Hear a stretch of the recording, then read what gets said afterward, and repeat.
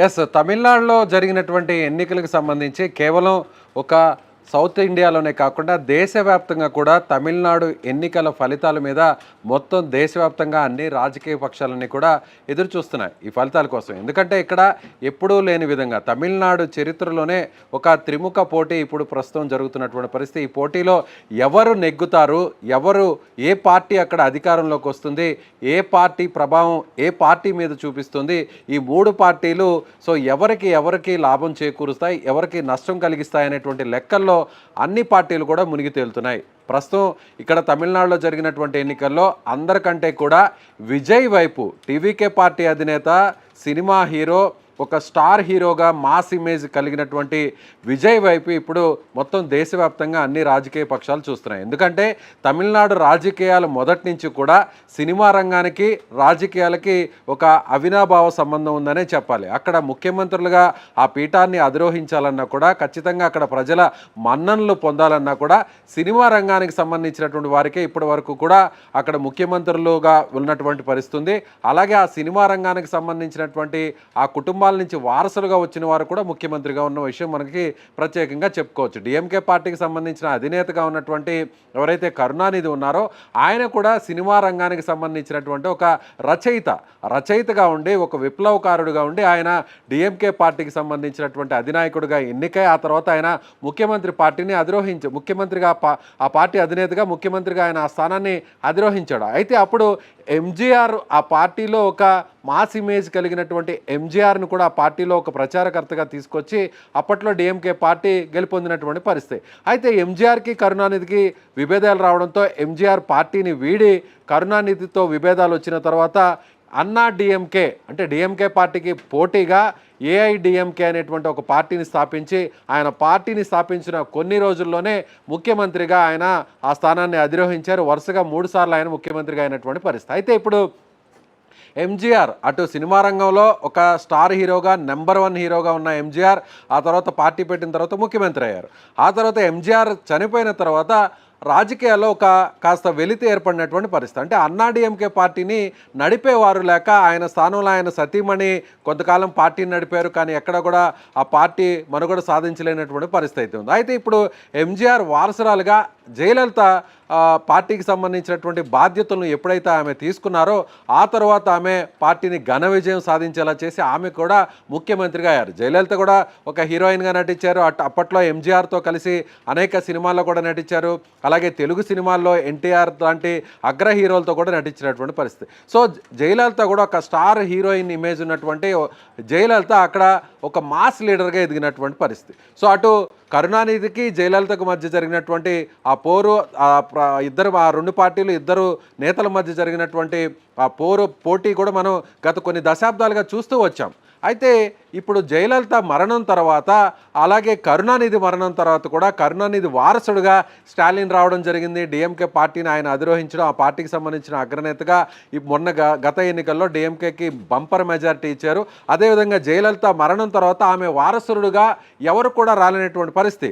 ఆమె చనిపోయిన తర్వాత, ఆమె అధికారంలో ఉన్న సమయంలోనే చనిపోయిన తర్వాత ఆ స్థానాన్ని పళనిస్వామి అధిరోహించినప్పటికీ కూడా అంత మాస్ ఇమేజ్ లేకపోవడం, సినిమా రంగానికి సంబంధించినటువంటి వ్యక్తి కాకపోవడంతో గత ఎన్నికల్లో పళనిస్వామి నాయకత్వంలో అన్నాడీఎంకే బరిలో దిగినప్పటికీ కేవలం తక్కువ స్థానాలకే పరిమితమైంది.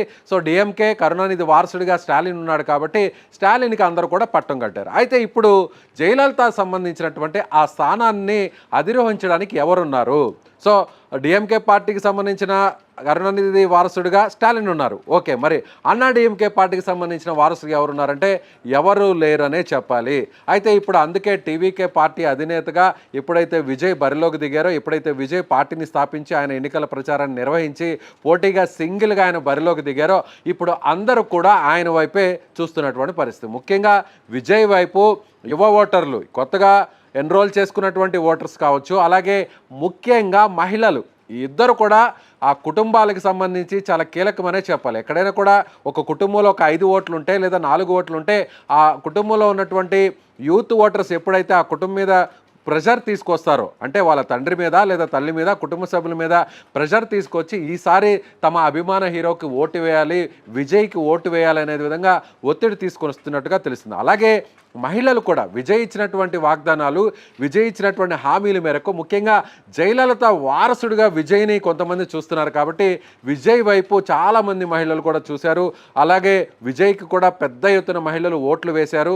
బారులు తీరి మరీ మహిళలు ఈసారి ఎన్నికల్లో పోలింగ్ చేయడం బట్టే, ఓటింగ్ చేయడం బట్టే ఎప్పుడూ లేని విధంగా తమిళనాడు రాజకీయ చరిత్రలోనే అనూహ్యంగా 85% ఓటింగ్ పర్సంటేజ్ తమిళనాడు ఎన్నికల్లో పోలిందనే చెప్పాలి. గత ఎన్నికల్లో 78% పోలైతే 2021లో 2026 గత వారం రోజుల కింద జరిగినటువంటి ఎన్నికల్లో 85%. అంటే ఈ పెరిగినటువంటి 7% ఎవరికి అనుకూలం అంటే ఖచ్చితంగా ఇది విజయ్కి అనుకూలం, విజయ్ పార్టీకి అనుకూలం. ఎందుకంటే యువ ఓటర్లు ఎప్పుడు కూడా ఆసక్తి చూపినటువంటి ఓటర్లు. జనరల్గా ఏ ఎలక్షన్లో అయినా, ఏ స్టేట్లో జరిగినటువంటి ఎలక్షన్లో అయినా సరే కొత్తగా యూత్గా ఉన్నవారు, చదువుకొని ఉద్యోగాలు చేసేవారు, వేరే రాష్ట్రాల్లోనో వేరే నగరాల్లోనో ఉండి ఉద్యోగాలు చేసేవారు అక్కడ సొంత ఊర్లకు వెళ్ళి ఓటు వేసేటువంటి పరిస్థితి చాలా తక్కువగా ఉంటుంది. కానీ ఈసారి మాత్రం వేరే రాష్ట్రాల్లో, వేరే జిల్లాల్లో, వేరే ప్రాంతాల్లో ఉద్యోగాలు చేస్తున్నటువంటి యువత ఖచ్చితంగా మళ్ళీ తిరిగి వాళ్ళ ఊరికి స్వస్థలాలకు వచ్చి తమిళనాడులో ఓట్లు వేశారు. అంటే ఈ ఓట్లు వేయడానికి ప్రధాన కారణం విజయ్కు ఉన్నటువంటి మాస్ ఇమేజ్. విజయ్కి ఇంటా బయట అంటే సినిమాల్లో కూడా ఆయన మంచి సినిమాలు తీశారు, సందేశాత్మక సినిమాలు, రీసెంట్గా వచ్చినట్టు ఒక 7-8 సినిమాలు చూసినా కూడా విజయ్ క్యారెక్టర్ అంతా కూడా ఒక సమాజానికి సంబంధించినటువంటి మెసేజ్ని ఇచ్చేటువంటి సినిమాలను ఆయన చేస్తూ వచ్చారు. అదేవిధంగా విజయ్కి సంబంధించినటువంటి ఆయన మాట తీరు కానీ, ఆయన వ్యవహరించేటువంటి శైలి కానీ తమిళనాడులోనే ఒక మాస్ ఇమేజ్ కలిగినటువంటి ఒక సక్సెస్ఫుల్ హీరోగా విజయ్ని చెప్పవచ్చు. సో రజనీకాంత్ అలాగే ఆ స్థాయి స్టార్ ఇమేజ్ కలిగినటువంటి రజనీకాంత్కి ఎంత ఫాలోయింగ్ ఉంటుందో తమిళనాడులో, ఆ తర్వాత రజనీకాంత్ కాస్త వయసు పైబడినటువంటి ఒక పెద్ద హీరోగా మారిన తర్వాత అంతటి ఫాలోయింగ్ని తెచ్చుకున్నటువంటి హీరో విజయ్. అప్పట్లో ఎంజీఆర్, ఆ తర్వాత రజనీకాంత్, ఆ రజనీకాంత్ తర్వాత ఇప్పుడు విజయ్. సో విజయ్ ఇప్పుడు ఆయన అంటే పూర్తిగా రజనీకాంత్తో పోలిస్తే రజనీకాంత్ కాస్త వయసు పైపడడంతో రజనీకాంత్ పార్టీకి పెట్టి రాజకీయాల్లోకి రావాలనుకున్నప్పుడు కూడా ఆయన ఆ నిర్ణయాన్ని వెనక్కి తీసుకున్నారు. సో అదే స్థానంలో డేర్ అండ్ డాషింగ్గా ఇప్పుడు విజయ్ వచ్చారు, పార్టీని స్థాపించారు. పార్టీని స్థాపించిన తర్వాత ఏ ఒక్క పార్టీతో కూడా పొత్తు పెట్టుకోలేదు. విజయ్ మీద అనేక కేసులు ఎన్నికలకు ముందు పెట్టినటువంటి పరిస్థితి. విజయ్ కరూరులో నిర్వహించినటువంటి ఒక భారీ రోడ్ షోలో తొక్కిసలాట జరగడంతో 38 మంది చనిపోయారు. 38 మంది చనిపోతే సిబిఐ ఎంక్వైరీ వేశారు. అలాగే అనేక రకాల విచారణలు చేపట్టారు. విజయ్ని ఒకనొక దశలో అరెస్టు కూడా చేస్తారు అనేటువంటి ఒక ప్రచారం కూడా జరిగింది. ఆ తర్వాత ఆయన కుటుంబానికి సంబంధించి కూడా భార్యతో విభేదాలు రావడం, భార్య కూడా ఒక కోర్టులో కేసు వేయడం, విడాకులకు సంబంధించినటువంటి ఒక కేసు కూడా ప్రస్తుతం నడుస్తూ విజయ్ని అటు ఇంటా బయట కూడా అన్ని రకాలుగా ఇబ్బంది పెట్టేటువంటి ప్రయత్నం అక్కడ రాజకీయ పక్షాలన్నీ కూడా చేశాయి. ఆ తర్వాత కూడా ఎన్నికలకు సమీపించిన తర్వాత పోటీకి ముందు కూడా విజయ్ సమర్పించినటువంటి ఎన్నికల అఫిడవిట్లో కూడా అవకతవకలు ఉన్నాయి. విజయ్కి సంబంధించినటువంటి నామినేషన్ కూడా క్యాన్సిల్ చేయాలనేటువంటి ఒక పిటిషన్ కూడా హైకోర్టులో వేయడం జరిగింది. అయితే ఇప్పుడు తాజాగా హైకోర్టులో వేసినటువంటి ఆ పిటిషన్ కూడా కోర్టు కొట్టివేసింది. విజయ్కి సంబంధించి కూడా ఇప్పుడు ఏదైతే కేసులు విజయ్ మీద పెట్టబడ్డాయో ఆ కేసులకు సంబంధించి కూడా ఒక్కొక్కటిగా వీగిపోతూ విజయ్కి ఉపశమనాన్ని కలిగిస్తుంది. సో మే 4వ తారీఖున జరగబోతున్నటువంటి ఈ కౌంటింగ్లో కూడా, రిజల్ట్స్లో కూడా ఇలాంటి అనుకూలమైనటువంటి తీర్పు విజయ్కి రాబోతుంది అనేటువంటి ఒక డిస్కషన్ అయితే తమిళనాడులో జరుగుతుందని చెప్పాలి. ఇప్పుడు మనం ఒక పర్సంటేజ్ వారీగా మన దగ్గర ఉన్నటువంటి ప్రీవియస్ ఎలక్షన్స్ జరిగినటువంటి ఆ డేటాను చూద్దాము. విజయ్ ఎందుకు ఇప్పుడు కింగ్ మేకర్గా మారబోతున్నాడు అనేటువంటి ఒక అనాలిసిస్ కూడా మనం ఈ వీడియోలో ఒకసారి మీకు చెప్పేటువంటి ప్రయత్నం చేస్తాను. సరిగ్గా 2021లో మనం చూసినట్లయితే మొత్తం తమిళనాడులో 234 అసెంబ్లీ స్థానాలు ఉన్నాయి. అందులో సగం సీట్లు వేసుకుంటే 117 స్థానాలు, మ్యాజిక్ ఫిగర్ అంటే 118 స్థానాలు ఏ కూటమికి, ఏ పార్టీకి వస్తాయో వాళ్ళు ప్రభుత్వాన్ని ఏర్పాటు చేస్తారో ఆ ప్రభుత్వంలో వాళ్ళు ముఖ్యమంత్రిగా అయ్యేటువంటి అవకాశం ఉంది. గత ఎన్నికల్లో 2021లో 78% పోలింగ్ పర్సెంటేజ్ అక్కడ నమోదైంది. అందులో డిఎంకే పార్టీకి 100% ఒకసారి చూసినట్లయితే 78%లో 45.3% డిఎంకేకి వచ్చింది. అలాగే ఏఐడిఎంకేకి 39% వచ్చింది, ఇతరులకు 14% వచ్చింది. అంటే దాదాపుగా 15%. అంటే డిఎంకేకు ఏఐడిఎంకేకు మధ్య ఉన్నటువంటి అక్కడ గెలుపు శాతం ఎంత అంటే 6%.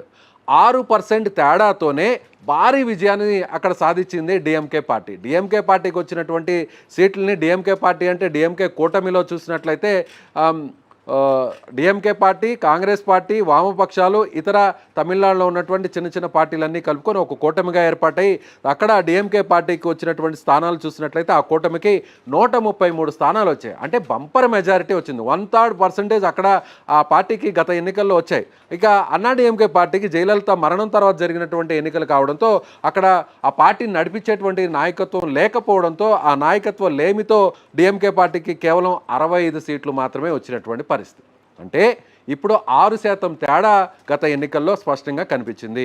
అంతకుముందు ఎన్నికలను ఒకసారి మనం పరిశీలించేటువంటి ప్రయత్నం చేద్దాం. 2016లో జరిగినటువంటి అసెంబ్లీ స్థానాల్లో తమిళనాడు ఎన్నికల్లో అప్పుడు దాదాపుగా ఏఐడిఎంకే అంటే అప్పుడు అధికారంలోకి అన్నా డిఎంకే రెండోసారి వచ్చింది. అప్పుడు వచ్చినటువంటి ఓట్ల శాతం చూసినట్లయితే అప్పుడు 40.8% అన్నా డిఎంకేకి వచ్చింది. అప్పుడు జయలలిత సారథ్యంలోని ఎన్నికలు జరిగాయి. రెండవసారి ఆమె వరుసగా ముఖ్యమంత్రి అయ్యారు. ఇక డిఎంకేకి అంటే అప్పుడు కరుణానిధి ఆయన బతికే ఉన్నారు. కరుణానిధి నాయకత్వంలో జరిగినటువంటి ఆ ఎన్నికల్లో డిఎంకే పార్టీకి 39.4% అంటే కేవలం 1.4% మాత్రమే డిఎంకే పార్టీకి అన్నా డిఎంకే పార్టీకి అక్కడ పర్సంటేజ్ తేడా ఉంది. ఈ పర్సంటేజ్ తేడాలోనే అంటే 1.4% తేడాతోనే అన్నా డిఎంకే పార్టీకి 136 సీట్లు వచ్చాయి. డిఎంకే పార్టీకి ఆ కూటమికి 98 సీట్లు వచ్చాయి. అంటే దాదాపుగా 40 సీట్ల తేడా 1.5%తోనే 40 సీట్లు తేడా వచ్చాయంటే ఇక 1% ఇప్పుడు త్రిముఖ పోటీ జరిగితే 1% తేడా వచ్చినా కూడా అంటే ఫస్ట్ ప్లేస్లో నిలిచినటువంటి పార్టీకి సెకండ్ ప్లేస్లో నిలిచినటువంటి పార్టీకి డిఫరెన్స్ ఒకవేళ చూస్తే చాలా దగ్గరగా వచ్చినటువంటి ఒక మార్జిన్ వచ్చినా కూడా అక్కడ గెలుపోటములు పూర్తిగా తారుమారైపోతాయి. కానీ గత ఎన్నికల్లో అలాగే 2011లో ఒకసారి చూద్దాం మనం. 2011లో అప్పుడు జయలలిత ముఖ్యమంత్రి, మళ్ళీ ఆమె కూడా ముఖ్యమంత్రి అయ్యారు, అంతకుముందు అయ్యారు. అప్పుడు అన్నా డిఎంకే పార్టీకి 51% బంపర్ మెజారిటీ అక్కడ పోలింగ్ పర్సంటేజ్ వచ్చింది. సో అప్పుడు 203 స్థానాలు జయలలితకు రావడం జరిగింది. డిఎంకే పార్టీకి కరుణానిధి నాయకత్వంలో 2011లో 39.5% అంటే కేవలం 31 స్థానాలకే 234లో డిఎంకే పార్టీ సాధించగలిగింది. సో అక్కడ విక్టరీ పర్సంటేజ్ మనకు ఆ డిఫరెన్స్ చూసినట్లయితే 12%. ఇదొక రికార్డ్ అని చెప్పాలి. 12% తేడాతో దాదాపుగా అటు డిఎంకే పార్టీకి అన్నా డిఎంకే పార్టీకి ఉన్న సీట్ల తేడా 160 సీట్ల తేడా. 234 సీట్లలో 203 స్థానాలు అన్నా డిఎంకే పార్టీ అప్పుడు గెలవగలిగింది. అంటే వన్ సైడ్గా మొత్తం ఎలక్షన్ మొత్తం అంతా కూడా వన్ సైడ్ కలిసి. కానీ రెండోసారి మళ్ళీ 2016లో జరిగిన ఎన్నికల్లో ముఖ్యమంత్రి మళ్ళీ జయలలితనే అయ్యారు. అత్యధిక స్థానాలు అన్నా డిఎంకేకే వచ్చాయి. కానీ కేవలం 1.4% మాత్రమే తేడా ఉంది. అయినా కూడా 136 స్థానాలు అన్నా డిఎంకేకి వచ్చాయి, డిఎంకేకి 98 స్థానాలు. అంటే పోలింగ్ పర్సంటేజ్ ఎంత కీలకం అనేది ఈ ఎన్నికలు, తమిళనాడు ఎన్నికల్లో ప్రీవియస్గా జరిగినటువంటి 3-4 ఎన్నికలను కూడా మనం పరిశీలించితే మనకి చాలా స్పష్టంగా అర్థమవుతుంది. అంటే ఇప్పుడు విజయ్కి ఎంత పర్సంటేజ్ వస్తుంది? సో గత ఎన్నికల్లో 45% డిఎంకేకి వచ్చింది, 39% అన్నా డిఎంకేకి వచ్చింది. రెండు పార్టీల మధ్య తేడా 6%. అయితే ఇప్పుడు ఈ రెండు పార్టీలకు సంబంధించినటువంటి ఓటు బ్యాంకును విజయ్ చీల్చబోతున్నాడు. ముఖ్యంగా యువత ఓటింగ్ అంతా కూడా చీల్చబోతున్నాడు. యూత్ అనేది రెండు పార్టీలకు ఉంటారు కాబట్టి రెండు పార్టీల నుంచి కూడా యువత చీలిపోతుంది.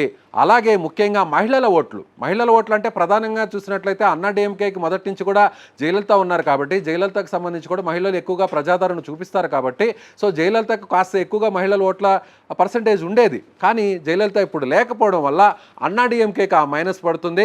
అదేవిధంగా ఏ ఎన్నికల్లో అయినా సరే తమిళనాడులో మహిళలు ఎవరి వైపు నిలుస్తారో వాళ్లే అధికారంలోకి రావడం అనేది పక్కాగా ఇప్పటివరకు జరిగినటువంటి 5-6 ఎన్నికల్లో మనం చూసినటువంటి పరిస్థితి. అయితే ఇప్పుడు ఈ ఎన్నికల్లో మహిళలు ఒకసారి స్టాలిన్ని చూసేసాం, చాలాసార్లు డిఎంకే పార్టీకి అధికారాన్ని ఇచ్చాం. అన్నా డిఎంకే పార్టీని ఇప్పుడు నడిపించేటువంటి నాయకుడు లేడు. ఒక మాస్ ఇమేజ్ ఉండి క్రౌడ్ పుల్లర్గా ఉండేటువంటి ఆ నాయకత్వం కలిగినటువంటి పరిస్థితులు ఇప్పుడు ఆ పార్టీకి లేవు. సో ఇప్పుడు ఆ స్థాయిలో ఒక మాస్ ఇమేజ్ ఉండి రాష్ట్ర వ్యాప్తంగా అందరికీ తెలిసినటువంటి ఒక వ్యక్తిగా నాయకుడిగా ఎవరు అంటే అది ఖచ్చితంగా విజయ్ ఉన్నాడు. కాబట్టి విజయ్ ఒక ప్రజాకర్షణ కలిగినటువంటి నాయకుడు కాబట్టి ఆయన ఆల్రెడీ సినిమాల్లో ఒక సక్సెస్ఫుల్ హీరోగా ఒక మాస్ స్టార్ హీరోగా ఉన్నాడు కాబట్టి సో విజయ్ వైపు ఈసారి మహిళలు పెద్ద ఎత్తున చూశారు. విజయ్ కూడా ఇచ్చినటువంటి హామీలు కావచ్చు, వాగ్దానాలు కావచ్చు, అలాగే విజయ్ ఒంటరిగా పోటీ చేశాడు. ఇక్కడ విజయ్ ఒంటరిగా పోటీ చేయడంతో అటు పైనుంచి కేంద్రం నుంచి కావచ్చు, రాష్ట్రంలో అధికారంలో ఉన్నటువంటి పార్టీలు కావచ్చు, విజయ్ మీద ఒత్తిడి తీసుకొచ్చి కేసులు బనాయించారు అనేటువంటి ఒక సానుభూతి పెద్ద ఎత్తున అక్కడ విజయ్కి తమిళనాడులో వచ్చింది. అది మహిళల ఓట్లు విజయ్ వైపు టర్న్అవుట్ అవడానికి ప్రధానంగా అక్కడ కీలక భూమిక పోషించాయనేదే చెప్పాలి. కాబట్టి ఇప్పుడు మహిళలు విజయ్కి భారీ స్థాయిలో కానీ నిలబడితే విజయ్కి భారీ స్థాయిలో ఓటింగ్ పర్సంటేజ్ పెరగబోతుంది. అంటే స్టార్ట్ అవబోతుంది. ఫస్ట్ టైం పోటీ చేశారు కాబట్టి. అంటే ఇప్పుడు ఒకవేళ విజయ్ కనీసం 20 నుంచి 25%, ఒకవేళ అధికారాన్ని కొల్లగొట్టాలంటే, అధికారాన్ని ఆయన స్థాపించాలంటే, ఆయన పార్టీ అధికారంలోకి రావాలంటే ఖచ్చితంగా 35% పైబడే అక్కడ అధికారం పార్టీ సాధించాల్సినటువంటి పరిస్థితి. ఒకవేళ 3 పార్టీలు 100% 3 పార్టీలు త్రిముఖంగా పోటీలో ఉన్నాయి కాబట్టి 3 పార్టీలు చేర్చుకున్నా కూడా 30% వేసుకున్నా కూడా, ఒకవేళ భారీ మెజారిటీ వచ్చినా కూడా ఒక పార్టీకి 40% లేదా 37% వచ్చినా కూడా, ఇంకొక పార్టీకి 30-32 మధ్య ఆగిపోయినా కూడా, ఇంకొక పార్టీకి 25% వచ్చినా కూడా ఇప్పుడు ఫస్ట్ ప్లేస్ ఎవరు, సెకండ్ ప్లేస్ ఎవరు, థర్డ్ ప్లేస్ ఎవరు అనేది ఇప్పుడు అక్కడ నిర్ణయించుకోవాల్సినటువంటి పరిస్థితి. ఒకవేళ విజయ్ అధికారాన్ని స్థాపించాలి అంటే ఖచ్చితంగా విజయ్ కానీ 35% కానీ పోలింగ్ పర్సంటేజ్ విజయ్ వైపు వస్తే వన్ సైడ్. సో విజయ్కి అక్కడ 118 సీట్లు మెజారిటీ రావడం అనేది పక్కా. కానీ విజయ్కి అంత శాతం ఫస్ట్ టైం ఆయన పోటీ చేశాడు. ఎక్కడ ఎన్నికల్లో ₹1 కూడా ఖర్చు పెట్టలేదు. డిఎంకే పార్టీ ఎన్నికల్లో ఖర్చు పెట్టింది. ఒక్కొక్క అభ్యర్థి ₹1000, 1500, కొన్ని చోట్ల 2000 కూడా ఇచ్చినటువంటి పరిస్థితి అధికారంలో ఉన్నటువంటి పార్టీ. అలాగే అన్నా డిఎంకే పార్టీ కూడా కొన్ని చోట్ల ₹1000, కొన్ని చోట్ల 1500 కూడా ఇచ్చినటువంటి పరిస్థితి ప్రతిపక్షంలో ఉన్న అన్నా డిఎంకే. కాబట్టి విజయ్ ఎక్కడా కూడా ₹1 కూడా ఖర్చు పెట్టకుండా ఎన్నికల్లో పోటీ చేశాడు. కాబట్టి ఈసారి డబ్బులు ఖర్చు పెట్టకుండా ఎన్నికల్లో అన్ని సీట్లు, అన్ని ఓట్లు సాధించడం సాధ్యమేనా అనేది ఇప్పుడు అందరూ కూడా రాజకీయ విశ్లేషకులు అంచనా వేస్తున్నటువంటి మాట. అయితే ఇప్పుడు ప్రధానంగా ఇప్పటివరకు తమిళనాడులో ఉన్నటువంటి ఆ సాంప్రదాయానికి విజయ్ చెక్కు పెట్టబోతున్నాడు. డబ్బులు ఖర్చు పెట్టకపోయినా కూడా 35% రాకపోయినా కూడా 20 నుంచి 25% వచ్చినా కూడా విజయ్కి వచ్చేటువంటి సీట్ల సంఖ్య ఖచ్చితంగా 25 నుంచి 35 వరకు కూడా చేరుకుంటుంది. విజయ్ చీల్చేటువంటి ఓట్లన్నీ కూడా ఆ మెజారిటీని, అంటే అధికార పార్టీ మెజారిటీ అయినా ఉండొచ్చు, లేదా ప్రతిపక్ష పార్టీ అన్నా డిఎంకే పార్టీకి వచ్చేటువంటి మెజారిటీ అయినా కూడా విజయ్ చీలుస్తాడు. కాబట్టి అక్కడ డిఎంకే, అన్నా డిఎంకేలో ఒకవేళ డిఎంకే ఫస్ట్ ప్లేస్లో గెలవాల్సి ఉండి సెకండ్ ప్లేస్లో అన్నా డిఎంకే ఉంటే విజయ్ వచ్చాడు. కాబట్టి విజయ్కి వచ్చే ఓట్లు అది డిఎంకే నుంచి అయినా పడవచ్చు, అన్నా డిఎంకే నుంచి అయినా పడవచ్చు. విజయ్ చీల్చే ఓట్లు అది కనీసం ఒక్కొక్క నియోజకవర్గంలో విజయ్కి 20,000 ఓట్లు, లేదు రమారమి చూసినట్లయితే ఒక 10,000 ఓట్లు వచ్చినా కూడా అది ఖచ్చితంగా గెలుపుటములను తారుమారు చేస్తుంది. ప్రధానంగా ఈ పార్టీల మీద ఆ ప్రభావం చూపిస్తుంది. మరొక విషయాన్ని కూడా ఈ విశ్లేషణలో నేను చెప్పదలుచుకున్నాను. ఏంటంటే ఇక్కడ ప్రధానంగా విజయ్ కొట్టే దెబ్బ కూడా ఎలా ఉండబోతుందంటే, ఈసారి ఇక్కడ 2 కూటములు పోటీ చేస్తున్నాయి. అన్నా డిఎంకే కూటమిలో బీజేపీ ఉంది, పిఎంకే పార్టీ ఉంది, ఇతర చిన్న చితక పార్టీలు ఉన్నాయి. అలాగే డిఎంకే పార్టీలో డిఎంకే ఉంది, కాంగ్రెస్ పార్టీ ఉంది, వామపక్ష పార్టీలు ఉన్నాయి, మిగిలినటువంటి చిన్న చితక పార్టీలు ఉన్నాయి. ఈ పార్టీలు కూడా సీట్ల షేరింగ్ అనేది ఇవ్వడం జరిగింది.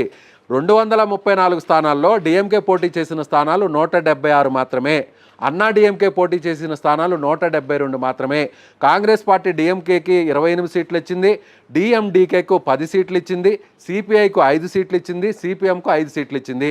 అన్నా డిఎంకే కూటమిలో, ఎన్డీఏ కూటమిలో అన్నా డిఎంకే 172 స్థానాల్లో పోటీ చేసింది, బీజేపీకి 33 స్థానాలు ఇచ్చింది, పిఎంకే పార్టీకి 18 స్థానాలు ఇచ్చింది, ఏఎంఎంకేకు 11 స్థానాలు ఇచ్చింది. సో డిఎంకేకి సంబంధించిన సాంప్రదాయ ఓటర్లు మిత్రపక్షాలైనటువంటి కాంగ్రెస్కి వేయడానికి ఇష్టం లేకపోయినా, లేదంటే డిఎండికే వేయడానికి ఇష్టం లేకపోయినా, వామపక్షాలకు వేయడానికి ఇష్టం లేకపోయినా, వాళ్ళ ఓట్లు డిఎంకే పార్టీకి అనుకూలంగా ఉన్న ఓట్లు కూడా విజయ్ వైపు వేసేటువంటి అవకాశం ఉంది. అదేవిధంగా అన్నా డిఎంకేకి సంబంధించినటువంటి సాంప్రదాయ ఓటర్లు, అనుకూల ఓటర్లు కూడా అక్కడ బీజేపీకి 33 సీట్లు ఇచ్చారు, పిఎంకేకి 18 సీట్లు ఇచ్చారు, ఏఎంఎంకేకి 11 సీట్లు ఇచ్చారు. కాబట్టి ఏ అన్నా డిఎంకేకి సంబంధించిన సాంప్రదాయ ఓటర్లు, ఆ ఫ్యాన్స్, ఆ పార్టీకి సంబంధించిన క్రియాశీలక నాయకులు, కార్యకర్తలు కూడా ఒకవేళ ఇతర పార్టీలకు వేయడానికి, మిత్ర పార్టీలకు వేయడానికి ఇష్టం లేకపోతే విజయ్ వైపు చూసేటువంటి అవకాశం ఉంది. ఇక్కడే మనకు చూసినట్లయితే దాదాపుగా 100 సీట్లు వరకు కూడా నేరుగా డిఎంకే, అన్నా డిఎంకే పోటీ చేయట్లేదు. కాబట్టి ఈ 100 సీట్ల మీద విజయ్ మార్కు ఖచ్చితంగా పడబోతుంది. ఈ 100 సీట్లలో విజయ్ ఎన్ని సీట్లు సాధిస్తాడు అనేది కూడా చాలా కీలకంగా మారే అవకాశం ఉంది. అలాగే విజయ్ ప్రధానంగా అర్బన్ సీట్ల మీద ఇక్కడ కాన్సన్ట్రేట్ చేశాడు. ఆయన పెరంబూర్లో, తమిళనాడులో ఉన్న చెన్నై నగరంలోనే పోటీ చేశారు. అలాగే మరో స్థానంలో తిరుచిరాపల్లికి సంబంధించిన ఈస్ట్ స్థానం నుంచి పోటీ చేశాడు. విజయ్ చదువుకున్న వాళ్ళు ఈసారి విజయ్ వైపు చూస్తున్నారనేటువంటి ఒక చర్చ పెద్ద ఎత్తున నడుస్తుంది. దానికి సంబంధించిన సర్వే ఫలితాలు కూడా ఇప్పటి వరకు వచ్చాయి.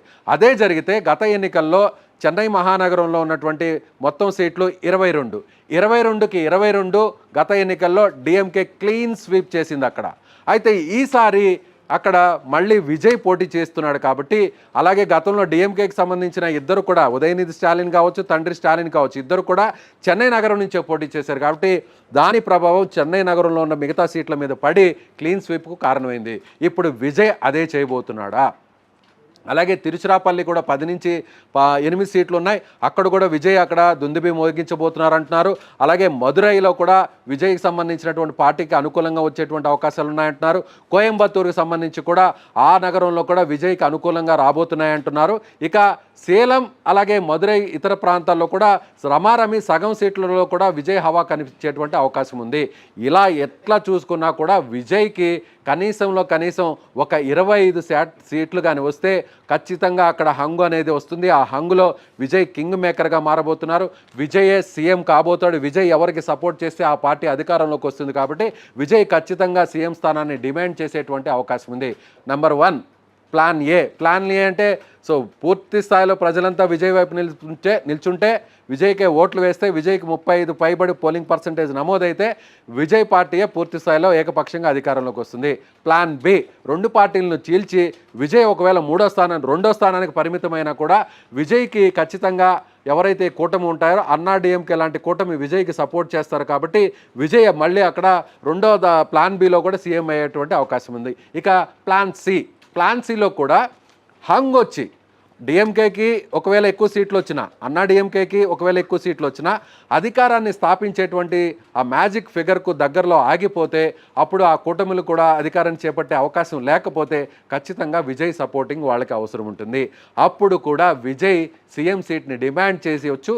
లేదంటే తన సంబంధించినటువంటి ముఖ్య నాయకులు, కీలకమైనటువంటి మంత్రిత్వ శాఖలను కూడా ఆయన డిమాండ్ చేయవచ్చు. ఇక్కడ మరొక విషయాన్ని కూడా చెప్పాలి. విజయ్ ఇప్పటికే సుడిగాలి పర్యటన చేస్తున్నారు. ఎన్నికల తర్వాత ఆయన మదురైకి వెళ్ళారు. మదురైలో మీనాక్షమ్మ అమ్మవారిని ఒక 2 రోజుల కిందట దర్శనం చేసుకున్నారు, పూజలు నిర్వహించారు. ముఖ్యంగా అక్కడ మురుగన్ టెంపుల్, ముఖ్యంగా తిరుచెందూరు అనేది తమిళనాడులో ఒక ఫేమస్ టెంపుల్. ఉన్నటువంటి ప్రధాన ఆలయాల్లో తిరుచెందూరుకు ఒక ప్రత్యేకమైన విశిష్టత ఉంది. అక్కడ ఎంజీఆర్ కానీ, కరుణానిధి కానీ, జయలలిత కానీ ఎవరైనా కూడా ముఖ్యమంత్రి అయ్యే ముందు, ఎన్నికలకు ముందు అక్కడ వాళ్ళు వెళ్ళి ప్రత్యేక పూజలు నిర్వహించారు. అలా పూజలు నిర్వహించిన తర్వాత వాళ్ళు ముఖ్యమంత్రి స్థానాల్ని ఇప్పటి వరకు అధిరోహిస్తూ వచ్చారు. అలాంటి సెంటిమెంట్నే మళ్ళీ ఇప్పుడు విజయ్ కంటిన్యూ చేశాడు. అందుకే తిరుచెందూరుకు వెళ్ళి ఆయన నేరుగా సుబ్రహ్మణ్యేశ్వర స్వామి దగ్గర ఆయన పూజలు నిర్వహించి తాజాగా నిన్న సాయంత్రం ఆయన బయటకు రావడం జరిగింది. ఎటు చూసినా కూడా అలాగే రాజకీయ జ్యోతిష్యులు కూడా విజయ్ పార్టీ కింగ్ మేకర్గా మారబోతుంది, విజయ్ కింగ్ మేకర్గా మారబోతున్నాడు, విజయ్ అధికారంలోకి వచ్చినా కూడా ఆశ్చర్యపోనక్కర్లేదు, అన్ని పార్టీల మద్దతు అనేటువంటి ఒక జోస్యాన్ని కూడా చెప్పారు. ఎటు చూసినా కూడా తమిళనాడుకు సంబంధించి కూడా విజయ్ ఇప్పుడు ఒక పెద్ద రాజకీయాల్లో ఒక స్టార్గా కాబోతున్నాడు. సినిమాల్లోనే కాదు స్టార్. అది ఎలాంటి స్టార్ అంటే సీఎం సీట్లో కూర్చునేటువంటి స్టార్డమ్ వస్తుందా, అలాంటి జనాకర్షణ వస్తుందా, లేదంటే సీఎంని చేసేటువంటి ఒక కింగ్ మేకర్గా ఆ శక్తిని ఇప్పుడు అక్కడ ఓటర్లు ఇస్తారనేది కూడా మరొక 4 రోజుల్లో తేలేటువంటి అవకాశం ఉంది. అదేవిధంగా ఇప్పటికే విజయ్కి సంబంధించినటువంటి క్యాబినెట్ కూడా రెడీ అయిపోయింది అనేది ఒక డిస్కషన్ కూడా నడుస్తుంది. ఆ క్యాబినెట్ పేర్లు కూడా ఒకసారి మీకు చెప్పి వినిపించే ప్రయత్నం చేస్తాను. బుస్వే ఆనంద్, ఇతను టీవీకే పార్టీకి సంబంధించిన జనరల్ సెక్రటరీ. ఇతనికి మున్సిపల్ లేదా హోంశాఖ కూడా ఇవ్వబోతున్నారంటూ కూడా అభిమానులు కూడా ఇప్పటికే పోస్టర్లు కూడా వేస్తున్నారు. అలాగే ఆదవ్ అర్జున అనేటువంటి నాయకుడు సంబంధించి కూడా ఇతను టీవీకే పార్టీ ఎన్నికల వ్యూహకర్తగా ఎన్నికల్లో ఈ స్థాయిలో నిర్వహించడానికి ఇతను చాలా కీలకంగా వ్యవహరించారు. అలాగే కేఏ సెంగోట్టే అని ఇతను అన్నాడీఎంకే పార్టీలో మంత్రిగా పనిచేశాడు, సీఎంగా సీనియర్ నాయకుడిగా కూడా ఉన్నాడు. కాబట్టి ఈయన కూడా ఇటీవల ఎన్నికలకు ముందు టీవీకే పార్టీలో జాయిన్ అయ్యి ఆయన కూడా పోటీ చేశారు. ఇక కేజీ అరుణ్ రాజ్ ఇతను పార్టీ సిద్ధాంతకర్త, ప్రచార బాధ్యతలన్నీ కూడా ఇతనే నెత్తిన వేసుకొని చేశాడు. ఇతను కూడా క్యాబినెట్లో ఉండేటువంటి అవకాశం ఉంది. ఇక మహిళా కోటాలో చూస్తే విజయలక్ష్మికి మహిళా కోటాలో కూడా క్యాబినెట్లో అవకాశం ఉంటుంది అనేది అక్కడ నాయకులు, అభిమానులు కూడా చెప్తున్నటువంటి పరిస్థితి. ఎటు చూసినా కూడా ఇప్పుడు తమిళనాడులో విజయ్ కీలకంగా కింగ్ మేకర్గా మారబోతున్నాడు. జయలలితకు ఉన్నటువంటి మాస్ ఇమేజ్ని, జయలలితగా ఉన్నటువంటి ఆ సినీ గ్లామర్ని, జయలలితకు ఉన్నటువంటి ఆ స్టార్డమ్ని రాజకీయాల్లో కూడా ఆ వారసత్వాన్ని విజయ్ కొనసాగించబోతున్నాడు అనేది ఇప్పుడు రాజకీయ పండితులు చెప్తున్నటువంటి మాట. ఇవన్నీ ఒక ఎత్తు అయితే రేపు 4వ తారీఖున మే 4వ తారీఖున జరగబోతున్నటువంటి రిజల్ట్స్ కౌంటింగ్లో వీటన్నిటి మీద కూడా స్పష్టత వస్తుంది. మరొక 24 గంటల్లో కూడా ఎగ్జిట్ పోల్స్ రాబోతున్నాయి. మరొక 24 గంటల్లో కూడా అక్కడ ఎన్నికలకు సంబంధించినటువంటి శాంపిల్స్ సేకరించిన సంస్థలు ఎలాంటి ఫలితాలను ఇస్తాయో తెలుసుకున్నాం. సో మళ్ళీ కూడా మరొక 24 గంటల తర్వాత కూడా మరొక విశ్లేషణతో మీ ముందుకు వస్తాను. సో విజయ్ ఎలాంటి రోల్ను ప్లే చేయబోతున్నాడో, విజయ్ ఏ పొజిషన్లో ఉండబోతున్నాడో ఖచ్చితంగా ఈ వీడియో చూసిన వారు కామెంట్ చేయండి.